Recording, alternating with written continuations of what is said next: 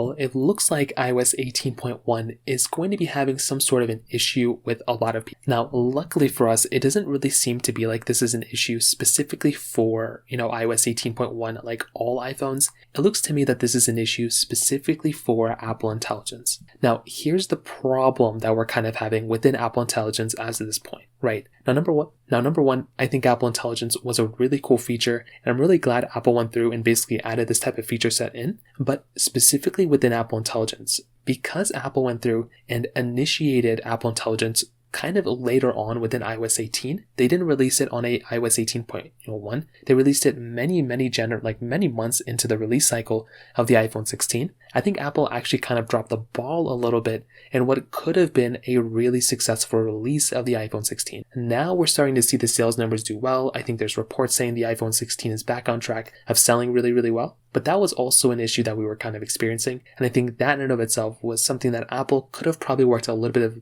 a better job, on, in my personal opinion. Now, on top of that, another very big thing to keep in mind here is that within iOS 18.1, there's still a lot of people who are just having random issues within Apple Intelligence. And even like the wait list, and even within iOS 18.2, it looks to me that a lot of people are on these random wait lists of what was built on top of iOS 18.1's Apple Intelligence. Now, this is another annoying thing here, because this in and of itself could be another somewhat annoying issue that people are going to be having. If their first experience with Apple Intelligence is this weird buggy mess, well, that is going to be somewhat of an annoying thing that a lot of people are going to run into in this particular situation as well. Now, beyond that, I would say iOS 18.2 or iOS 18.1 rather has been pretty decent. It doesn't look like there's like an insane amount of issues going on here. For me personally, it looks like if you're going to go through and pick up a device, I think you're probably going to have a pretty decent experience on any iPhone running iOS 18.1 over iOS 18. So, that I think is a big thing, but the biggest issue on top of that that's affecting, I think, a lot of iPhones, not just for Apple Intelligence iPhones, it seems to me that the speed on iOS 18.1